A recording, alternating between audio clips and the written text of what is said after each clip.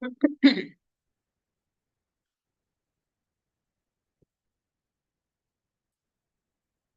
everybody ready? We're good, Kenzie? Okay, good evening, council, staff, and those who have joined with us virtually. It's Wednesday, the 27th of November, and this day in history was the first Macy's Thanksgiving Day parade. A little trivia for you to take home and share with the family. Meeting will be streamed live and recorded for public viewing on the town's YouTube page. We acknowledge that this land on which we are gathered today is part of the ancestral land of the Chippewa, Ottawa, and Potawatomi peoples, referred to collectively as Anishinaabe. Through the connection of Anishinaabe with the spirit of the land, the water, and the air, that we recognize their unique cultures, traditions, and values. Together, as treaty people, we have a shared responsibility to act with respect for the environment that sustains all life, protecting the future for generations to come. Council, I would ask you if you have a pecuniary interest to declare it at the appropriate time. Number 4 on the agenda, delegations. Clerk, has anything been added since the agenda was printed?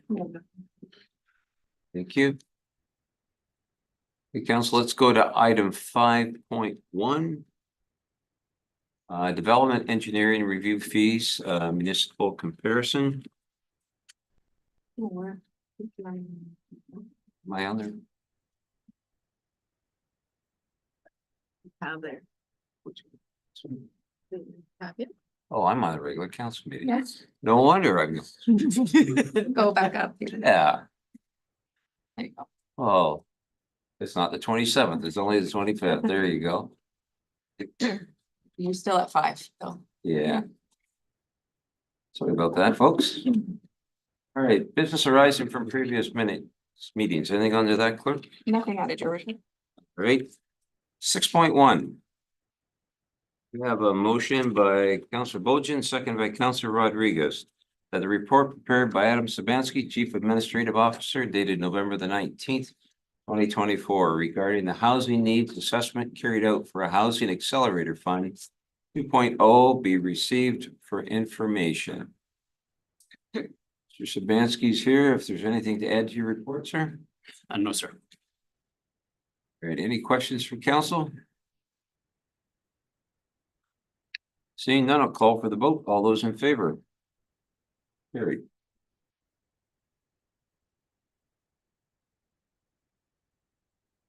Okay, let's go to item 6.2. A motion by Councillor Wolvette, seconded by Councillor Van Claveren, that report by Maria Casarasi, Senior Planner, dated November the 18th, 2024, regarding a zoning bylaw amendment for additional residential units on residential and agricultural lots in the town of Plympton-Wyoming be received, and that staff be directed to prepare a zoning bylaw amendment to permit additional residential units in alignment with legislation. Ms. Casarasi is here with us this evening, and I believe, Ms. Casarasi, you have a presentation to do for us. Thank you, Your Worship. The presentation is just a briefer summary of the report itself. So there's been quite a bit of legislation that has come about to attempt to streamline this process and the government's goal of providing 1.5 million homes by 2030,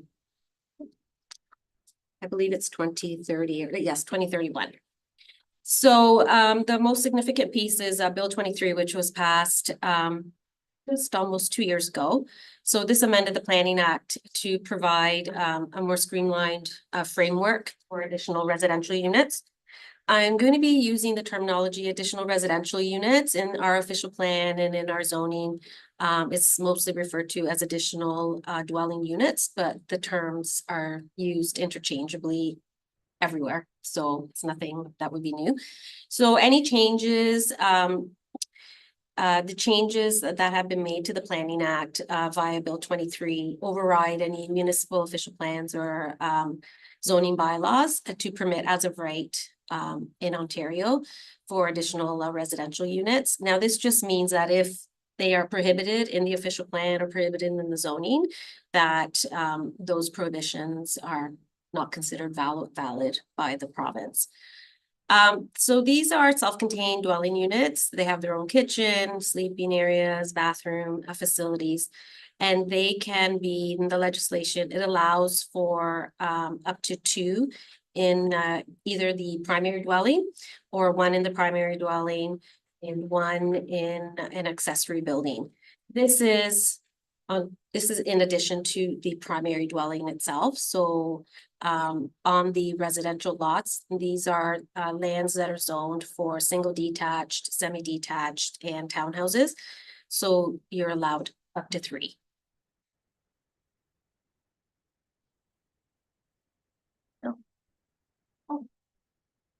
This has a delay.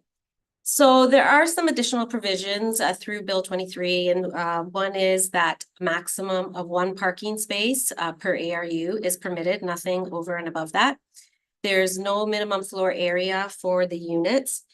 Also, development charges can't be imposed for these units, and usual required parkland dedication or cash in lieu is also waived for the additional residential units. However, as some municipalities do allow for more than 2, for those that do allow for more than 2 in the primary dwelling, the parkland dedication and cash in lieu is not waived, or it's not mandated to be waived in that case. So these are just some visual images of some potential examples of additional residential units. The source of this one is actually Milton. And so in the first one, single detached, it could be in the basement. I know in our official plan, it's not permitted in the cellar. That seems to be consistent with other municipalities as well. And there's nothing in the Planning Act to require it to be in a cellar. But a basement shows a converted garage, and then there's semi-detached, showing various examples, a basement and a detached, and then a townhouse example. And then this is another source. This is from North Perth. It's the same idea, just giving a different type of visual. So in terms of the as right provision, I wanted to address this because, and then some exclusions, because as of right could lead people to believe it something other than what it is. So as I already mentioned, this has been put in place to eliminate the need for a rezoning if it's not permitted in the rezoning. But that doesn't mean that there shouldn't be regulations around, permitting the additional residential units.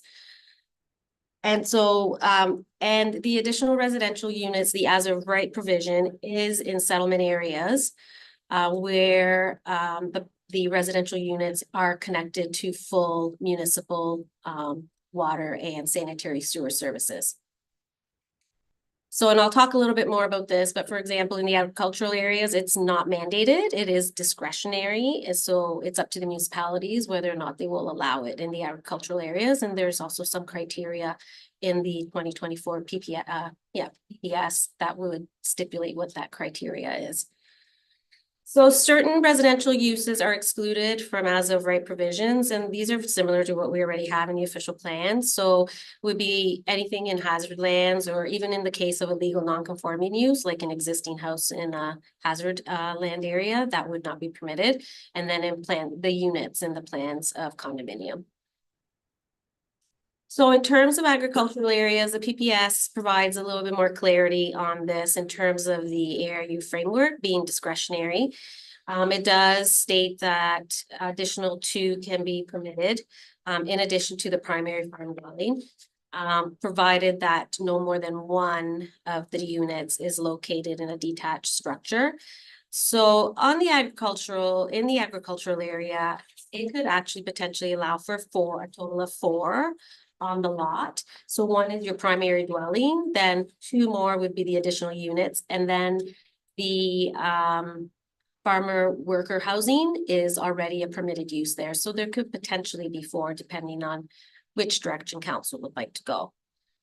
So for the agricultural additional units, they have to be limited in scale, situated close to the primary dwelling or farm cluster, connected to proper private water and sanitary services, comply with MDS, and not hinder agriculture in general. So these, it's very specific. These cannot be severed. They must remain part of the farm parcel.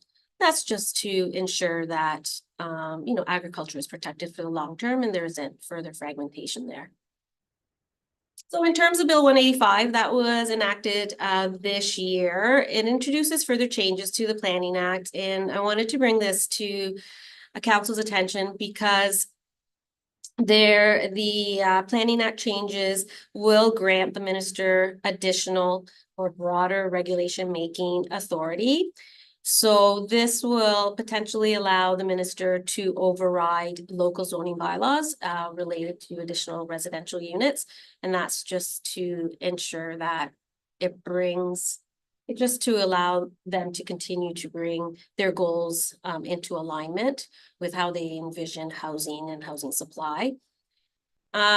So they could technically, the minister's regulation could technically supersede what is decided locally. And the reason I bring this up today is because there was a proposed minister's regulation that was posted on the Environmental Registry of Ontario. And that was September the 23rd. So the commenting period was from that date up until October 23rd.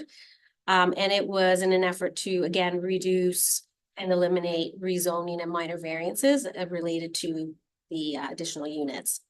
So these again are this proposed regulation was only in relation to residential properties in the settlement area that are connected to full municipal water and sanitary services. So it's worth noting that public health safety requirements, those in the building code and fire code and Conservation Authorities Act, those continue to apply.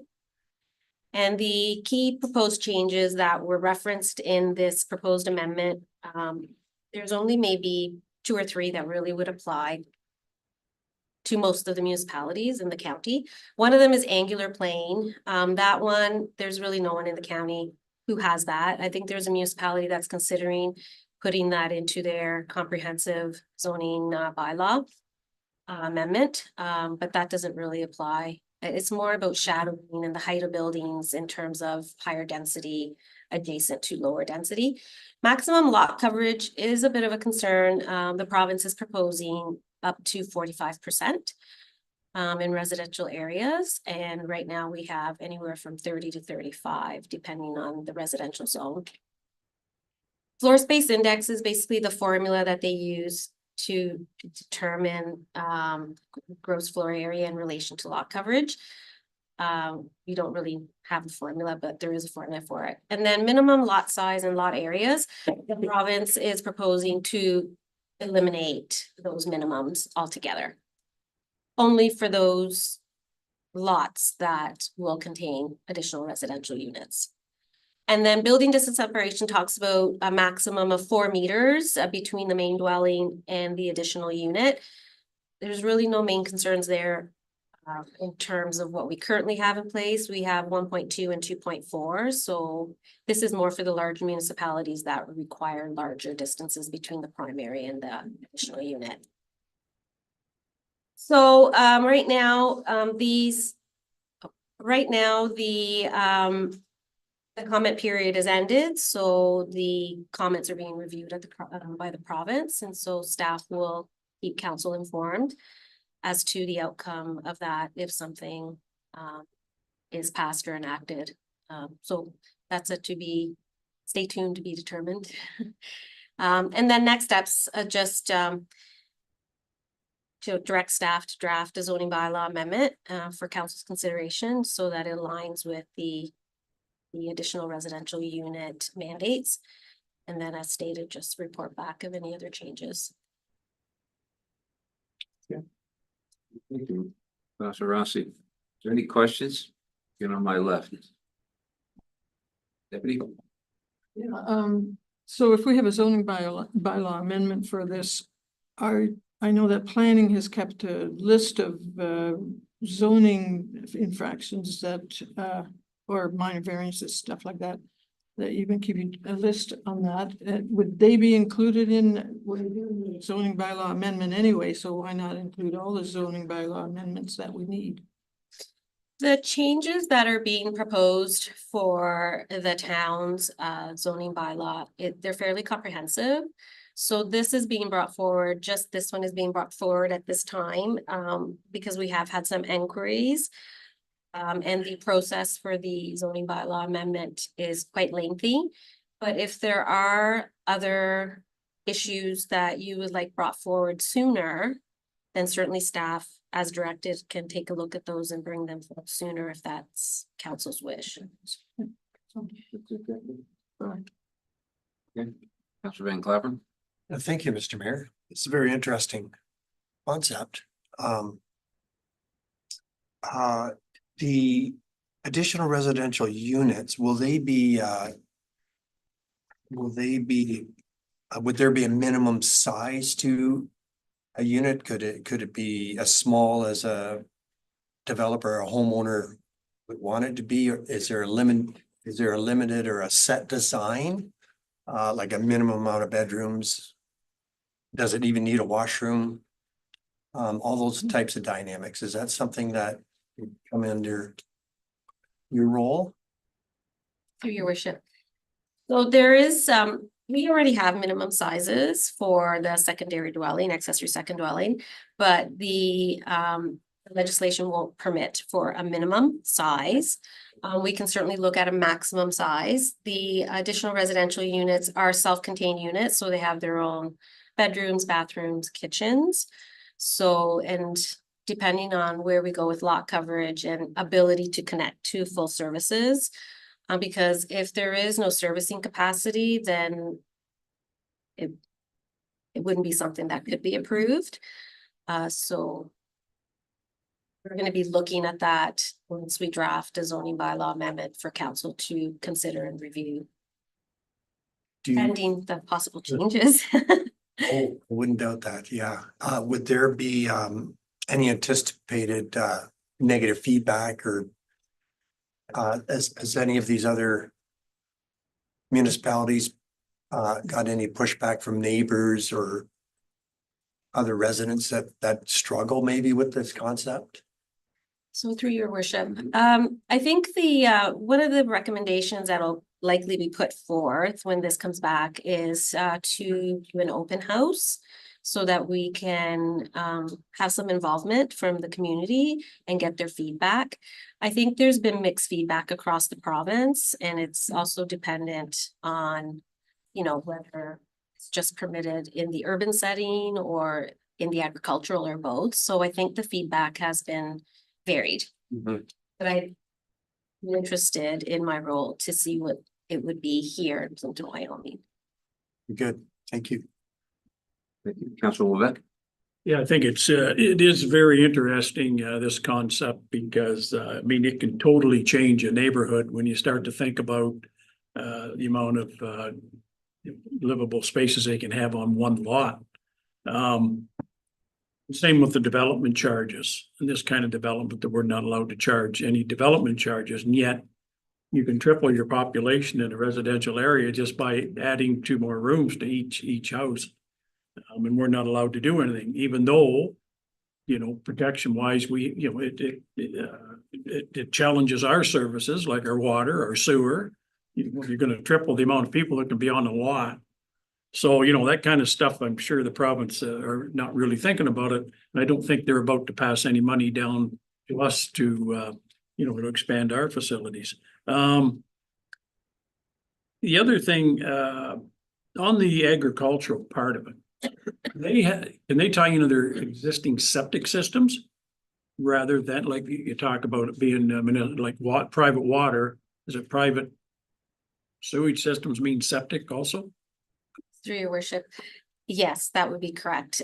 So in terms of the tie-in, that would depend on the proposal, and it would depend on the assessment that would need to be done for the septic.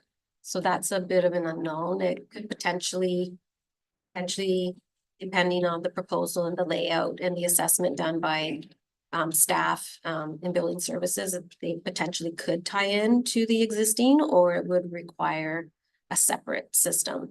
So that's a bit of an unknown at this time. Most septic systems are designed for the house, not another two livable places on it. Whatever is proposed would have to be assessed from a private septic and private water perspective. Okay, I guess the final question is, can there be anything on wheels? Because they're building these tiny homes. You've probably seen them. I mean, you pull them in, you pull them into your yard, hook them into your sewer system, your water, and they're on wheels, and they're pretty fancy looking little places, to be honest with you. And you're seeing them built all over the place now. Could one of them be a livable third dwelling on there? Through your worship, this is meant to be permanent housing. It's not meant to be temporary or mobile in nature. So it would not be applicable. A tiny, any kind of, okay, say a tiny home not on wheels, like set it down on a foundation or a cement pad. Would that be considered permanent then? That's potentially, yes, because there is no minimum size. So if someone were proposing that, it would to comply with building code. Okay, I guess my final question is, this is kind of a dumb question, but why are we changing our zoning bylaw? Why not just have a reference to the province's law? Why are we going through all this? So if you're gonna have a building permit or whatever, and there's gonna be a second or third, refer to the provincial policy. Through your worship, I think it's important that there be regulations in place because you, as a council and as a municipality, you still want to have a level of control as to how the land is developed to ensure that there isn't conflict. Some municipalities are looking to waive the parking space requirement. So, and the province, I believe, foresaw that maybe more than one parking space might have been required by municipalities for the additional dwelling units.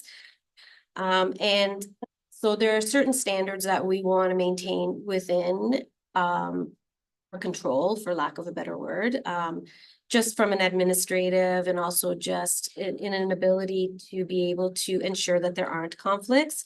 So if we want to set a lot coverage, a maximum, we want to have that flexibility. We want to set a maximum in terms of, a detached structure that can accommodate a residential unit.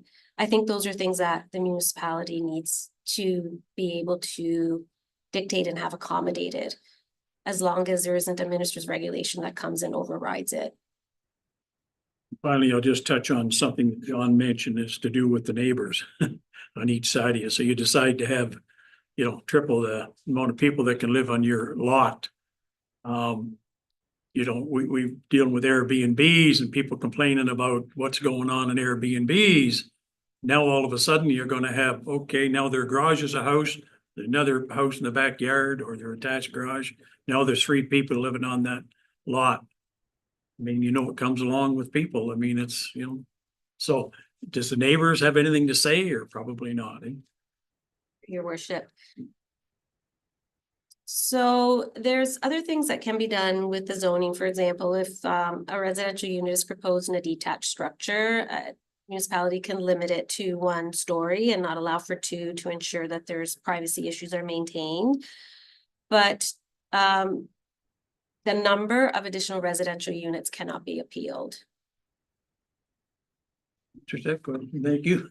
Any more final questions? No, that's all. Good answers, yeah. Councilor Rodriguez? Sharp, pretty sharp.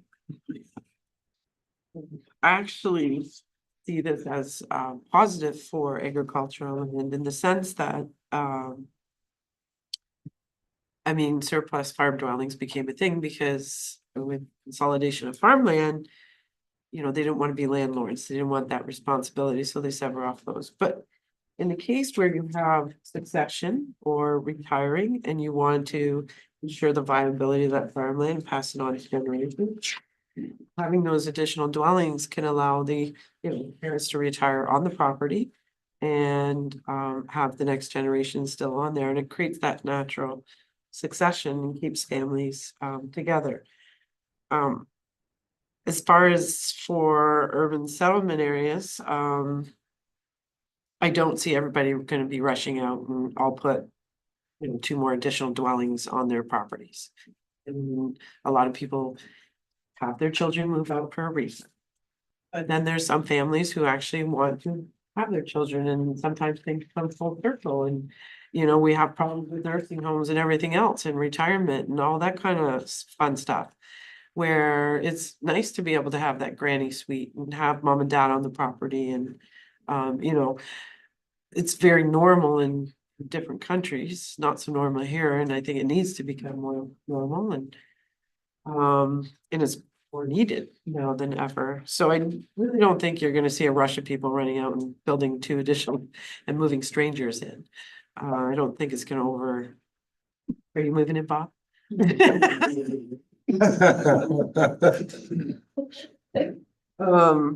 So I don't think there needs to be any panic there as far as that goes. We're not gonna triple the size of anything anytime soon, because this comes with a cost as well. To do that sort of thing. On your staff report, I was a little bit. Just want a clarification on 2 points. The EPS denotes a maximum of 1 parking spot, which means 0 is a possibility in the way I read it. But in your statement, you're saying it would need 1 parking spot. So in my opinion, somewhere like Wyoming, in more high density areas where, you know, somebody may want that additional unit to be able to help sustain living where they are. Where you have walkability of things, somebody might not necessarily need a parking spot, and I don't want to see somebody denied that ability to stay in their home because they don't have room for an extra parking space. And this just denotes maximum, but so you stated that in 1 page, but then said you need a minimum, or it has to have 1 parking space, so. Through your worship, I'd like to provide clarification on that. With the Planning Act, the changes made to the Planning Act, it is meant to be a maximum of 1 parking space per unit. Mhm. But if the municipality decides on waiving that, it's not a requirement, it's just posting a maximum. So if the municipality wants to require in their zoning 2 parking spaces per additional residential unit, that would not be permitted. If they want to stipulate 0, then that is permitted. You can, municipality has the authority to require less than the 1. Right. The wording, it says maximum of 1 instead of minimum of 1. That was all I was trying to get a better understanding of. And then in your report, you mentioned about the farm, and I'm sorry, my computer's down again. So, you mentioned up to 2 ARUs permitted in the primary farm dwelling area. But then you noted, I don't know what page number. Page 4. That, reduction in number of ARUs in PQ zones from 2 to 1. Is are these suggestions, this parking spot and this 2 to 1 additional? So in terms of the next steps, this was just really today's recommendation is just to direct staff to draft the zoning bylaw amendments to reflect the alignment with the legislative mandates. So these are just some of the things that will be looked at in the next steps, the potential, and that will be up to council, but it is just options will be provided as to whether, because the residential units are discretionary in the agricultural area, council could decide to either allow up to 2, not allow any, allow 1 instead of 2. So there's different options to look at. So it's not a comprehensive list. It was just a list of things that we will be looking at. Okay, so we're gonna discuss that before a proposed bylaw comes back. Is that what you're saying? What we'd like to see in the bylaw? Yeah, Or so discussing that now. No, it will be discussed at a later date. So a draft bylaw will be prepared. We'll be in consultation with a number of staff to look at some options, and then it'll come back to council to review and provide further direction as to, it'll go to a public meeting with council. Gotcha. And then but these are just some of the things to consider that will be considered. And then just like the open house is something that staff will recommend for consideration along with possibly a survey. So it's just a list of things that could be considered. Thank you, Councillor Bojan. Nothing further from me. Thank you. I think the only thing that I had a question about the sanitary services, and I think we clarified that it could be either septic or sewage. But with the septic, as Council Wolvett had brought up, was the fact that it would have to be looked at through the county because you can't really tie in places into this. So that'd be something that would have to look at down the road. Yes, your worship. So it would just be for the agricultural areas and the urban, like in the settlement areas for residential, they have to connect to full municipal services. So for the agricultural, if council wants to move forward with allowing them there, which they already technically allowed in the official plan, then they would have to demonstrate that they're properly connected to private water and the septic. All right, the other thing I have is this, I was looking at the presentation, I got the feeling that most of this is directed towards urban settlement, although I do know that it's going to filter down into our area as well. Be interesting to hear some of the feedback from our neighboring municipalities when they have to deal with this as well. But that should be down. Okay, anything else, council? So this, going back to the motion by Councillor Wolvett, seconded by Dr. Van Claveren. I'll just read it again. That the report, Maria Casarasi, Senior Planner, dated November the 18th, 2024, regarding the zoning bylaw amendment for additional residential units, residential and agricultural lots in the town of Plympton-Wyoming be received, and the staff be directed to prepare a zoning bylaw amendment with additional residential units aligned with legislation. Further questions? I'll call for the vote. Those in favor? Carried. Thank you, Ms. Casarasi, for your report and for that presentation.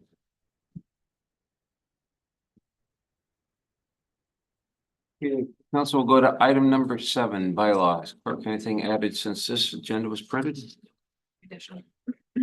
Correspondence, anything at this time? Okay, I'll go to item 9.1, moved by Councillor Rodriguez, seconded by Councillor Bojan. Correspondence items A and B related to recommended reading, routine approval, and information items not otherwise addressed by resolution be noted as received by the Plympton-Wyoming Council and filed accordingly. So information would be our Committee of Adjustment notices and decisions. And we have Deputy Mayor who's on that committee. If there's any questions. Anything on that one, Council? Okay, call for the vote. All those in favor? Carried.